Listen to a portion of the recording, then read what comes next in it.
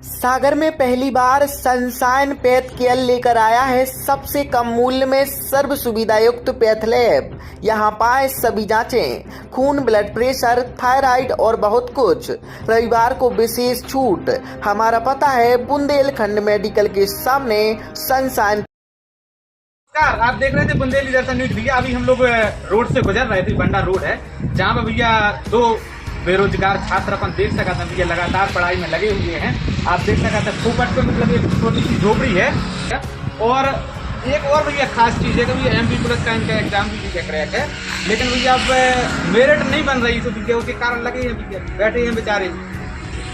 जी नमस्कार भैया। हम बलजीत सिंह भैया बंडा से बात कर रहे हैं जी कि हम लोग युवाओं के बारे में सरकार कुछ सोची नहीं रही है। हम लोग लगातार पिछले 2 साल से पुलिस में लगे हुए हैं। फिजिकल दिया, सरकार आए दिन कुछ बहाने बनाती है, दे नहीं रही है। कभी कुछ हो गया, कुछ पानी की वजह से फिजिकल आगे कर दिया, कभी कुछ जनखंड को आगे कर दिया, या शिवरात्रि आ गई, महाराष्ट्री आ गई, या नवरात्रि में तो फिजिकल आगे कर दिया। अभी हाल ही में अपन ने देखा कि यूपी में महाकुंभ चल रहा था, इतना बड़ा महाकुंभ चल रहा था, लेकिन सरकार ने उसे मैनेज किया। साथ में वहाँ की जो वहाँ पुलिस फिजिकल रहा था यूपी का, वो फिजिकल ही चल रहा था, तो सरकार ने दोनों से एक साथ किया और करवा दिया।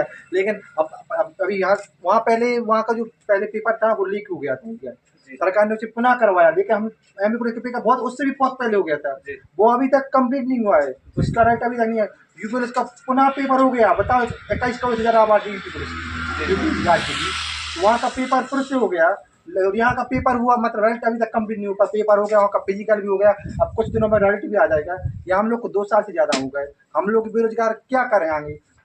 वैकेंसी पहली बात तो आती नहीं है, आती है तो 2-3 साल तो एग्जाम में निकल जाते हैं। अब हम लोग क्या करें, क्या करें हम लोग? राज्य सरकार तो भैया बेरोजगारों की बात करती है, रोजगार देने की बात करती है, उस पर क्या कहना चाहेंगे? हमें तो नहीं लगता रोजगार। अब देखो इतनी बड़ी आबादी है, मिला है रोजगार?